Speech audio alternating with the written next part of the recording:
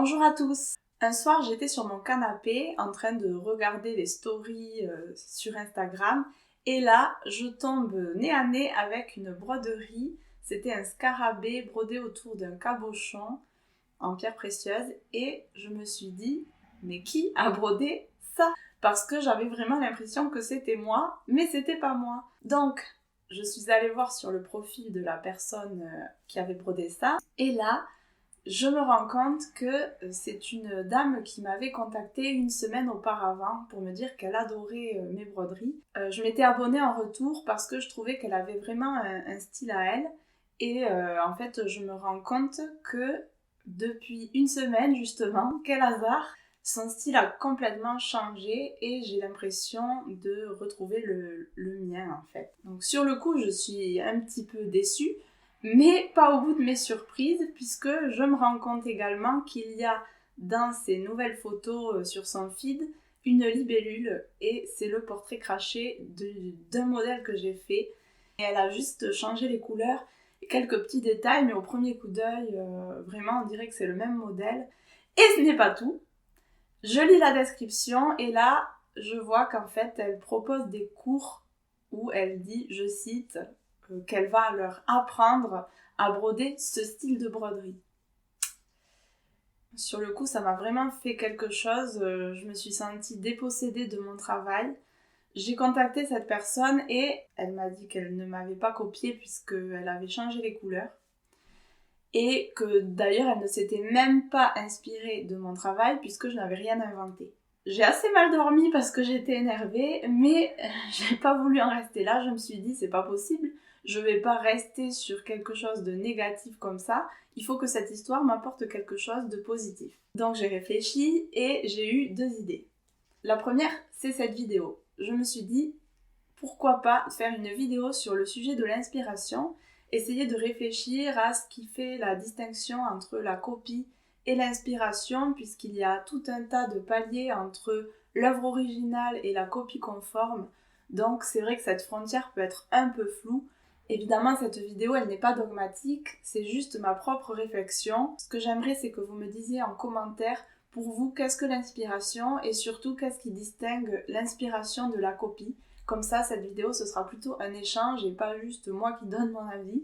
La deuxième idée, c'est que je me suis dit, puisque cette libellule ne m'appartient plus, autant aller à fond dans ce sens. Et si quelqu'un doit la partager, eh bien c'est moi, avec vous.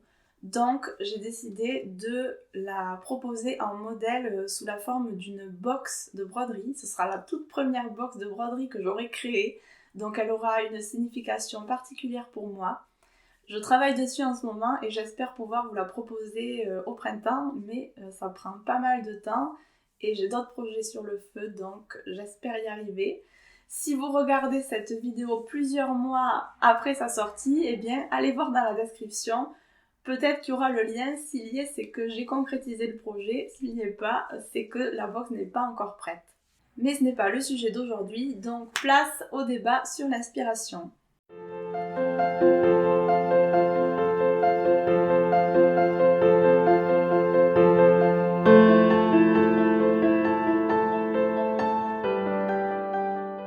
Une œuvre d'art est toujours en réseau avec d'autres. Un artiste ne travaille jamais à partir de rien.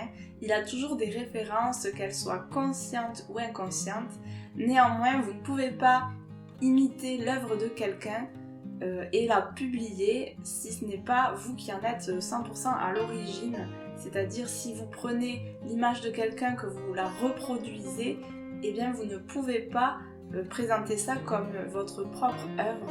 Ça, c'est ce que dit la loi. Pourtant, quand on apprend une nouvelle compétence, par exemple, on apprend à dessiner, eh bien, on est obligé de passer par l'étape de l'imitation. Par exemple, moi, quand j'étais ado, j'apprenais à dessiner toute seule et je recopiais les dessins des autres. Eh bien, ça, c'est tout à fait normal.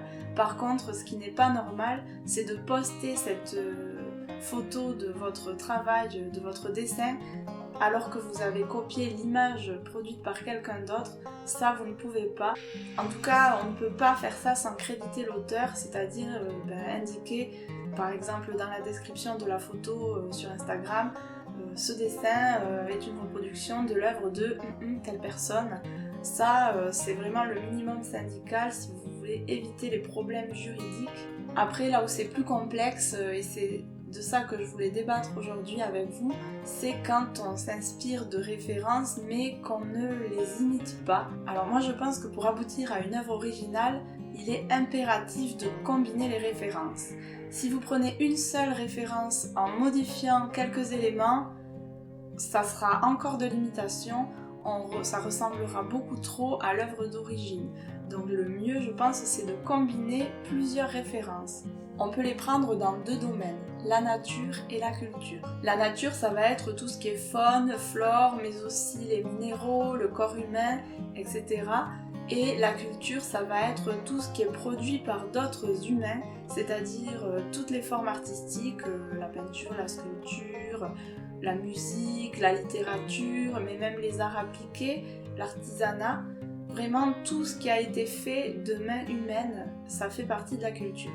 On peut tout à fait prendre plusieurs références du même domaine, par exemple mélanger plusieurs références culturelles, mais aussi combiner, c'est-à-dire s'inspirer à la fois d'éléments naturels et d'éléments culturels et faire son mix entre les deux. Je vais commencer par parler de la nature parce que c'est le domaine qui ne va pas poser problème. La nature ne va jamais porter plainte contre vous si elle pense que vous l'avez copiée. Donc pour tout ce qui est inspiration de la nature, le concept de propriété intellectuelle ne s'applique pas. Attention par contre, s'il s'agit de photographie de la nature, là oui, on est dans le domaine culturel. Pour les références naturelles, on peut dépasser le simple stade de la copie là aussi, même si ça ne posera pas de problème de copier la nature comme je viens de le dire. Avant tout, je tiens à préciser que j'aime beaucoup les œuvres qui copient la nature telle qu'elle à l'identique. Donc c'est pas du tout pour critiquer ça que je vais dire ce que je m'apprête à dire, c'est juste que tout le monde y a déjà pensé, donc je vois pas l'intérêt d'en parler tout simplement. Moi ce que je voudrais au contraire c'est pouvoir vous donner des idées pour faire des choses qu'on ne voit pas souvent, quoi. La première piste ça va être tout ce qui est hybridation, par exemple combiner entre eux plusieurs éléments de la nature. Ça peut être aussi de prendre un élément de la nature seulement et de le détourner, de le combiner avec votre domaine artistique qui n'a a priori rien à voir.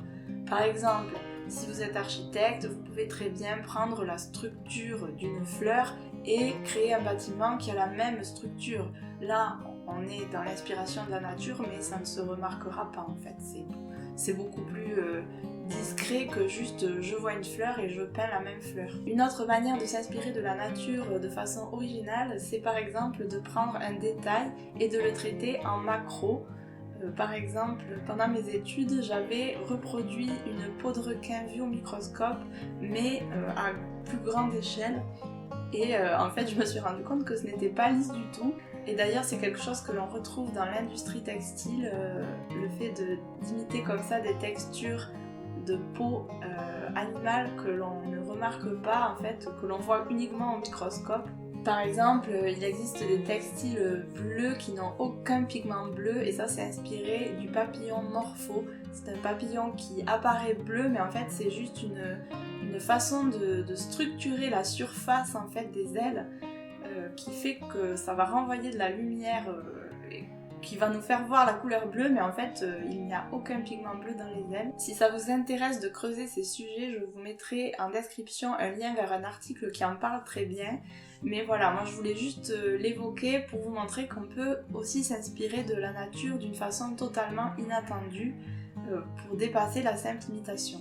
On va passer à la culture et là c'est beaucoup plus délicat puisqu'on touche au travail d'autres personnes, donc il va vraiment falloir y aller avec des pincettes. Il y a plusieurs cas de figure. Le premier, c'est si vous ne voulez pas spécialement être original mais juste assez pour qu'on ne vienne pas vous enquiquiner. Pourquoi je dis ça? Parce que moi ça m'arrive régulièrement même. Sur ma chaîne YouTube par exemple, ce que je veux faire c'est plutôt des modèles qui vont être accessibles à tout le monde, donc je ne cherche pas à être très originale, je cherche juste à faire des choses passe-partout, mais qui soient vraiment de moi pour que je puisse le partager sans risquer un procès. Je vais prendre pour exemple ma première vidéo. Dans cette vidéo, je vous propose un modèle d'un line art que vous pouvez broder si vous êtes débutant.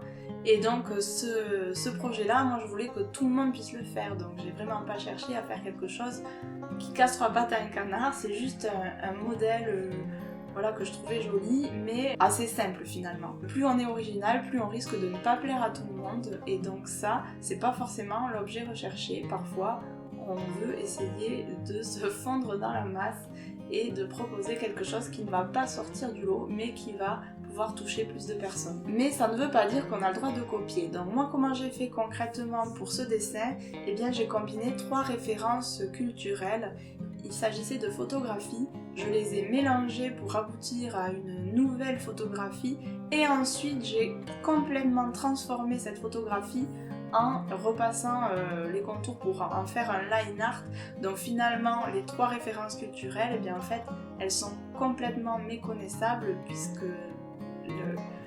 l'objet final est extrêmement éloigné visuellement des références d'origine. Donc là, si on ne peut pas reconnaître vos photos, enfin les photos des autres que vous avez utilisées pour créer votre œuvre, eh bien il n'y a aucun risque. À la fin d'une œuvre, il faut toujours se demander si on peut ou non reconnaître les références d'origine. En général, s'il y en a plusieurs, non. S'il y en a une, oui, forcément, ça va beaucoup ressembler. Maintenant, je vais donner un contre-exemple. Le contre-exemple, c'est-à-dire ce qu'il n'aurait pas fallu que je fasse, c'est par exemple si j'avais pris un line art d'une autre personne, que j'avais modifié un petit peu la disposition, un petit peu la forme, et que je l'avais publié. Là, non, parce que je me serais inspirée non seulement d'une seule référence, mais en plus d'une référence du même domaine que ce que je suis en train de proposer. Donc la ressemblance aurait certainement été flagrante, même si quand c'est nous qui venons de produire quelque chose, on ne se rend pas forcément compte que ça ressemble, mais l'auteur, lui, il s'en rend compte très certainement, et ça se fait pas. Tout simplement. Le deuxième cas de figure, c'est si vous voulez au contraire être très original, voire innovant. Alors ça, c'est ce que moi je recherche plutôt quand je développe mes collections artistiques et qu'après je poste sur Instagram. Alors je dis pas que j'y arrive, hein, mais en tout cas c'est le but recherché. Et c'est également le but que je visais pour ma collection de diplômes en DMA. Donc là, je ne procède absolument pas de la même manière. Ça va demander plus de temps, mais c'est normal puisqu'on va beaucoup plus loin sur le curseur de l'originalité, on va dire. Je m'excuse par avance pour la métaphore que je vais utiliser, mais pour moi, pour aboutir à une œuvre vraiment originale, c'est impératif d'ingurgiter un maximum de références différentes et d'autres domaines que le domaine qu'on pratique, et ensuite de les régurgiter à notre manière. C'est-à-dire que l'œuvre doit vraiment être passée par votre intériorité pour être vraiment originale et être vraiment de vous à 100%. Pourquoi c'est important de prendre des références d'autres domaines? Eh bien parce que si vous êtes sculpteur et que vous mélangez plusieurs références de sculpture, il y a de grandes chances pour que ce que vous fassiez, ce soit une synthèse de ce qui se fait déjà dans la sculpture et pas quelque chose de vraiment nouveau. Par contre, si vous prenez juste un détail que vous aimez dans la façon de faire d'un sculpteur, mais qu'ensuite vous le combinez à des choses qu'on voit dans l'architecture, dans la mode, dans plein d'autres domaines qui n'ont rien à voir, là, je pense que ce sera vraiment plus quelque chose de vous, que vous allez plus pouvoir apporter votre touche personnelle à vous, quelque chose que n'importe qui n'aurait pas pu faire. Par exemple en créant des associations auxquelles personne n'a jamais pensé. J'aimerais maintenant vous proposer ma méthodologie pour aboutir justement à ces associations d'idées nouvelles. Pour faire ces associations originales, moi j'ai une méthodologie, donc je vais la partager avec vous aujourd'hui. Déjà, je pars toujours d'un thème général qui me plaît et je vais lister des mots-clés auxquels je pense quand j'entends ce mot, admettons le thème Atlantide que j'ai traité pour ma collection de diplômes, ben on va penser forcément à mer, créatures marines, écailles, voilà. Le premier jet de la carte mentale, ça va être des choses vraiment évidentes auxquelles tout le monde pense et c'est pas là qu'on va trouver l'originalité. Donc ce qu'il va falloir faire, c'est créer d'autres ramifications, c'est-à-dire partir de chaque mot et trouver encore d'autres mots et puis recommencer ça sur plusieurs niveaux pour arriver à des mots qui finalement n'auront pas de rapport direct avec le thème de départ, mais quand on y réfléchit de manière poussée, oui, on peut trouver ces liens, mais c'est sûr que si on se contente de juste écrire les premiers mots qui viennent à l'esprit, il y a de grandes chances que ce soit déjà fait, en fait, que ça existe déjà, que quelqu'un d'autre y ait déjà pensé. Ensuite, il va falloir collecter des images sur les différents mots-clés. Ça peut être tous les mots de la carte mentale, mais il y a de grandes chances, une fois de plus, pour que les mots les plus intéressants, ce soient ceux qui sont à la périphérie de la carte, c'est-à-dire les ramifications, les dernières qu'on a produites, celles qui vont encore plus loin. En général, moi je tape les mots-clés sur Pinterest et j'enregistre tous ceux qui résonnent en moi. Ça peut être pour un simple détail, une texture, une couleur, une forme. Vraiment tout ce qui me parle d'une manière ou d'une autre, je l'enregistre. Ensuite, j'associe ces différentes images entre elles. Alors là, il y a deux façons de faire. Ça peut être soit numériquement avec un mood board. Donc par exemple là, je vous montre le mood board de ma collection Memphis. Après, comment combiner des images. Il ne faut pas forcément mettre des images proches ensemble. Je vais essayer d'expliquer ce que je veux dire. Par exemple, si je vous dis tigre et pierre, on ne voit pas forcément le rapport.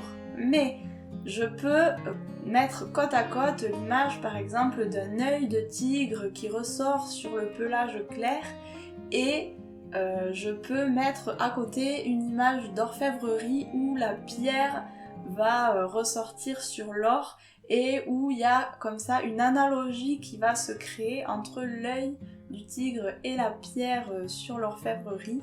Et là, on commence à arriver à des choses intéressantes. En fait, ce qui est intéressant, c'est quand il va y avoir certains points communs auxquels on n'aurait pas pensé qui commencent à émerger comme ça en juxtaposant côte à côte certaines images. Personnellement, je préfère de loin faire ça sur papier et donc j'ai un carnet de recherche où je colle toutes mes images et où je colle également des recherches, des petits essais de texture, de technique, ce genre de choses. Je vais pas vous montrer le carnet entier dans cette vidéo parce qu'elle est assez longue et j'ai déjà beaucoup parlé. J'espère au moins que ce que j'ai dit ça vous a intéressé. Si vous voulez voir le carnet entier, du coup, n'oubliez pas de vous abonner pour ne pas rater la prochaine vidéo. En tout cas, moi, cette vidéo m'a beaucoup aidé personnellement à clarifier mon processus créatif, donc ça c'est quelque chose que je vous recommande de faire aussi, d'essayer de théoriser son processus créatif, c'est assez intéressant. Dans tous les cas, je vous dis à bientôt dans une prochaine vidéo. Bye!